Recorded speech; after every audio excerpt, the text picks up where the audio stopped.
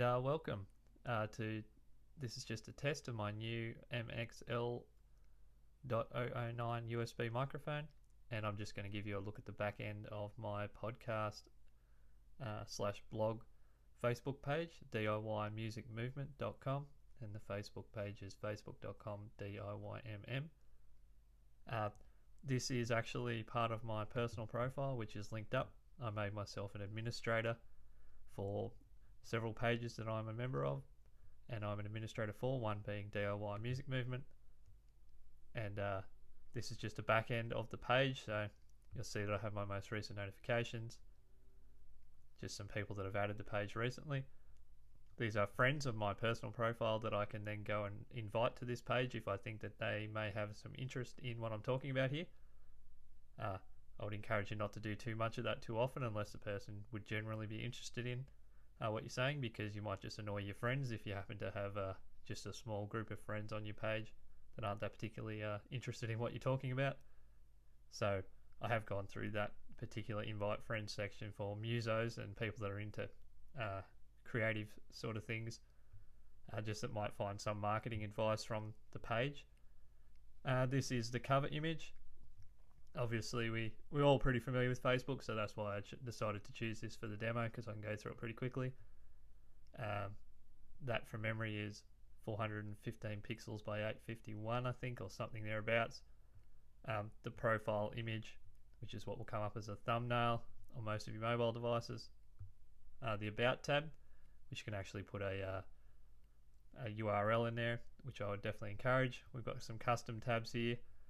This is actually a custom tab that I made with static HTML, which is an app that you can search for in the your search bar, and that will allow you to put in like email autoresponders. So I'll just click into that.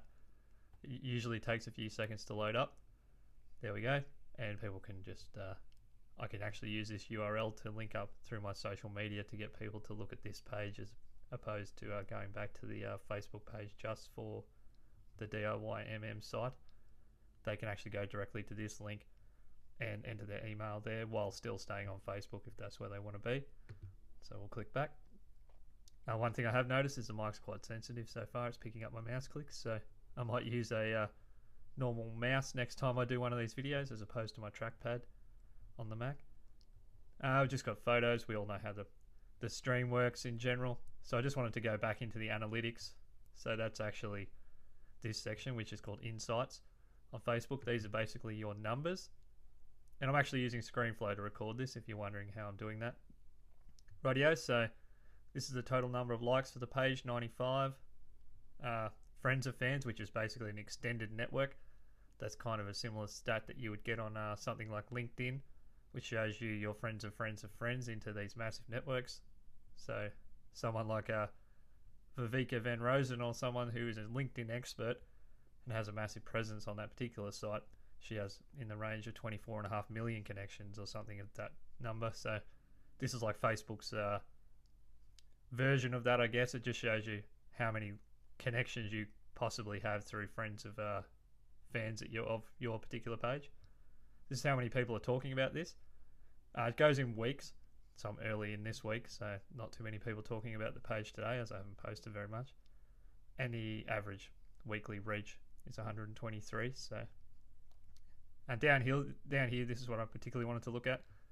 Basically, the aim of this little video is just to let you know that Facebook do provide a lot of analytics that are pretty useful to find out what is actually appealing to your market when you do post a video.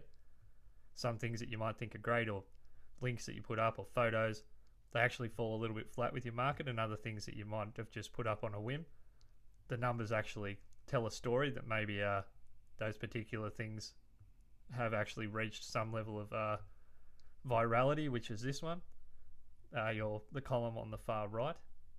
And you'll find that sometimes that your most popular posts, the ones that are viewed the most, which you can look from up here, so that's engaged users, so that's people who like the page or share it or comment on it. The reach, that's how many people actually saw it in their newsfeed or on their timeline. The feed of your timeline. So they can either find it by going on your timeline and interacting with it, or in their own newsfeed. And talking about this is just a general accumulation of people that made an effort to communicate with each other about it. So that's like about sharing and that sort of stuff. Rightio, so virality, you might find that you have posts that don't have a very strong viral nature but were interacted with long term, and you, like, just say that you had a milestone or something on your page that you'd put up that maybe over time gets continually clicked on but not shared all that often. Things like that will have low virality, but they might actually have a lot of views and interactions. So this appears to be one of the most popular posts that I've done from this page because it has a bit higher numbers across the board. This is the middle of December last year, so you can actually click on it and see what that was about and get a better idea of what type of things work well. And this one here had 47 people that it reached and didn't actually get much interaction at all. And that would be just, that's just an update for a podcast episode. So those particular updates don't usually get a lot of traffic on Facebook because the podcast appeals maybe more to the subscribers through iTunes and actual blog readers. So hopefully that helps a little bit when you're looking at your insights. And I'll finish up my little mic test video, and I'll see you soon.